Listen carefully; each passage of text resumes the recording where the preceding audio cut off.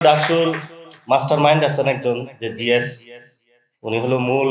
এই যে আপনারা যা দেখেন পিছনে অনেক খেলা খেলে উনি। আমাদের সাদিক কায়েম আছেন, আপনি নতুন বিবাহ করেছেন, আপনার জন্য শুভকামনা। তারপরে ইনকিলাব মঞ্চে জাবের আছেন, যিনি উসমান হাদি ভাইয়ের যে আজাদির লড়াই খুবই দৃঢ়স্থির ভাবে বুদ্ধি দিয়ে ছাত্রদলের মতন মারামারি করে না, খুব সুন্দরভাবে হলে এগিয়ে দিচ্ছেন। এখানে শফিক ভাই আছেন, যিনি তো তরুণ বয়স থেকে লড়াই করে যাচ্ছেন। এখানে শফিক ভাই আছেন, আপনার দেখলে আমার ডন ডন লাগে। উনি যেভাবে এখান থেকে আসতেছিল মনে হচ্ছে ওনারে হাঁটা দিলে শেখ হাসিনার বাংলাদেশে আসবে না। আমাদের মাহমুদ ভাই আছেন, যিনি বাংলাদেশে একটা স্বপ্ন বুনে দিয়েছেন প্রজন্ম থেকে প্রজন্মান্তরে, এবং উনি পত্রিকা অফিসে বসে থাকেন, কিন্তু আমার মনে হয় উনি সম্পাদকের চেয়ে বড় বাংলাদেশের হলো পলিটিশিয়ান। এটাকে আমি বলবো ওনাকে, কারণ উনি যে কত কিছুর আর্কিউটাইপ করে ফেলেছেন সেটা বাস্তবায়ন হচ্ছে। এখানে সম্মানিত স্যার আছেন, ডাকসুর যারা একটা টিম আছে যারা ডেডিকেটেডলি কাজ করে যাচ্ছে। কিন্তু আমরা আজকে যেটা জানলাম, ডাকসুর যে প্রোগ্রামগুলো হচ্ছে সেগুলোতে মিডিয়ার একটা সেন্সরশিপ এসেছে। এটা হলো বিএনপির অফিস থেকে বা অন্য কোথাও থেকে, নাম বললে তো আমাদের সমস্যা। তো যার কারণে মিডিয়াগুলা হলো এখানে প্রোগ্রামগুলা কভার করছে না। আমি বিপির সাথে কথা বললাম, তারা প্রতিনিয়ত প্রোগ্রাম করে যাচ্ছে, দিনে 2 থেকে 3টা প্রোগ্রাম থাকে। তারপরে বিভিন্ন জায়গায় যতগুলি স্টুডেন্টদের সমস্যা নিয়ে তারা কাজ করে যাচ্ছে, এগুলো মিডিয়ায় আসতে দেয় না, মিডিয়াকেও এখানে আসতে দেয় না।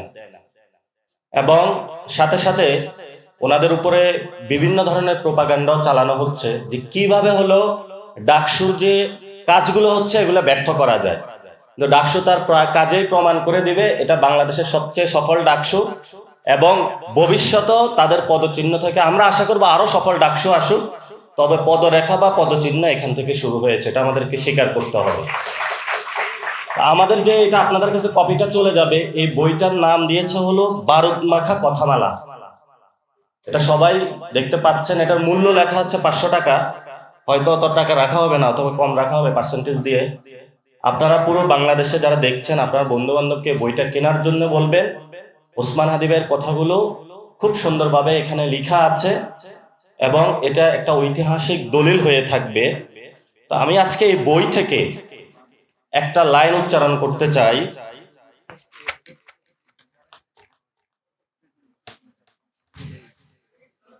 শহীদ উসমান হাদি ভাইকে প্রশ্ন করা হয়েছিল, আপনি কি ভারতকে ঘৃণা করেন?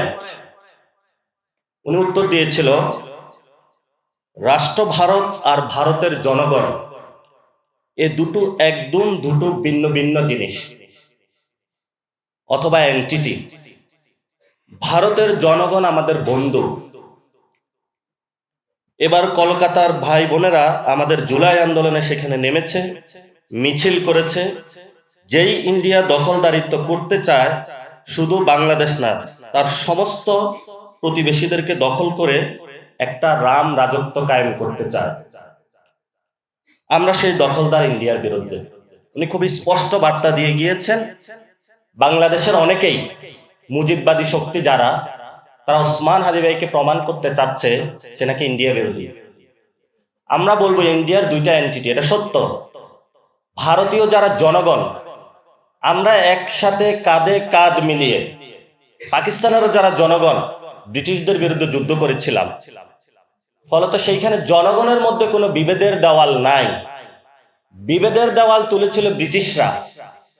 সেই যে বিভেদের দেওয়াল, সেই দেওয়ালের বড় একটা এই ভারত রাষ্ট্রের যে এস্টাবলিশমেন্ট তাদের কাছে দিয়ে গিয়েছিল। আমরা পাকিস্তান রাষ্ট্র যেটা আছে, সেই বিভেদের দেওয়াল থেকে বের হয়ে একটি বৈষম্যহীন বাংলাদেশ 1971 সালে গোড়াপত্তন হয়েছিল। সাম্য, মানবিক মর্যাদা এবং ন্যায় বিচারের ভিত্তিতে। সেখানেও অনেক আজাদির সংগ্রামের পুরুষ ছিলেন, 47 আজাদির সংগ্রামের পুরুষ ছিলেন অথবা নারী ছিলেন। এভাবে যুগে যুগে অনেক সংগ্রামী মানুষ ছিলেন যাদের রক্তের মধ্যে কোনো বিভেদের দেওয়াল নাই।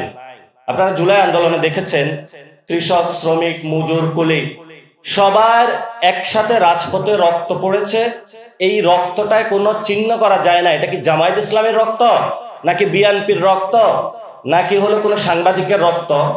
সেই রক্তটার একটি লাল চিহ্ন ছিল যে রক্তের মধ্য দিয়ে প্রতিনিয়ত আমাদের আজাদির ডাক দেওয়া হয়েছিল। সে আজাদির বাংলাদেশের যে অগ্নি স্ফুলিঙ্গ, এটার স্ফুরণ ঘটিয়েছিলেন শহীদ ওসমান হাদি। উনি অনেকভাবে কাজ করতে চেয়েছিলেন। আমি যখন নাগরিক কমিটির আহ্বায়ক ছিলাম, ওইখানে উনি কাজ করতে চেয়েছিলেন। পরে আমি ওনাকে বললাম যে আপনি একটা আসন গুছান। তো উনি যে পিরোজপুর নাকি ঝালকাঠিতে গেলেন, যাওয়ার পরে সেখানে হলো 20-30 জন লোক নিয়ে গুছালেন। তো ওইখানে দেখলেন যে অনেক প্রবলেম। বললেন যে এখানে তো অনেক সমস্যা, আবার টাকা পয়সা লাগবে রাজনীতি করতে, এত ঝামেলা। কিন্তু ওনার মধ্যে যে আজাদের যে স্বপ্নটা, এটা হলো বুকের মধ্যে প্রতিনিয়ত দীপ্ত তারুণ্যের ন্যায় উজ্জ্বল ছিল। পরবর্তীতে উনি এসে কালচারাল লড়াইটা হলো শুরু করে দিয়েছেন। তো উনি আমাকে একদিন বললেন যে আমি নাগরিক কমিটিতে তো আছি, কিন্তু আমি এই ফ্রন্টে ইনকিলাব যে মঞ্চটা, এটা আমি ভাঙবো না। তা আমি বললাম এটা তো নাগরিক কমিটিতে যেহেতু আপনি সবকিছু ছেড়ে এসেছেন, এটা রিজলভ করলে ভালো হয়। কারণ ওই সময় আমরা 15টা ব্যানার একসাথে করে নাগরিক কমিটিতে নিয়ে এসেছিলাম। তো বললো না আমি এটা করব না। আমি বললাম ঠিক আছে, তাহলে আপনি ইন্ডিপেন্ডেন্টলি কাজ করেন। তো আমাকে বললেন যে আমি নাগরিক কমিটিও করব, ইনকিলাব মঞ্চ করব, দুইটা কাজ একসাথে চালাইতে হবে। আমি বললাম তো আমার জন্য এটা একটু ডিফিকাল্ট হয়ে যাচ্ছে, তবে আপনি আপনার লড়াইটা চালান, I am with you, no problem. তো অনেক কথা হয়েছিল, অনেক অভিমানও হয়েছিল, এবং সেটা উনি প্রমাণ করেছেন। ইনকিলাব মঞ্চের পরবর্তীতে ওনার যে ক্ষোভের সঞ্চার হয়েছিল, সেটাকে শক্তিতে রূপান্তর করে আরো দুর্বার গতিতে হলো উনি কাজ করেছেন। এবং এখানে জাবের আছে, প্রথমে উনি একটা পোস্টার বানাইছিলেন, পোস্টার নিয়ে বিভিন্ন পার্টি অফিসে যেতেন। আমাদের অফিসও গিয়েছিলেন, কেউ ওইভাবে পাত্তা দিত না, কথা বলতো না, ফোন দিলে ফোন ধরতো না। কিন্তু হলো যে পাগল যে তাকে থামায় কে, উনি লেগেছিলেন, এমন ভাবে লেগেছিলেন পুরো বাংলাদেশের শহীদ ওসমান হাদি ভাইকে অস্বীকার করে বাংলাদেশে কোনো রাজনীতি করার সুযোগ নাই, এটা উনি প্রমাণ করিয়া দিয়েছেন।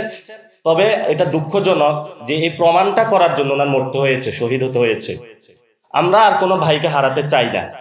যারা জীবিত আছেন, জীবিত থেকে আজাদের আন্দোলন লড়াই চালিয়ে যাচ্ছেন, আমরা তাদের সাথে ঐক্যবদ্ধ থাকতে হবে।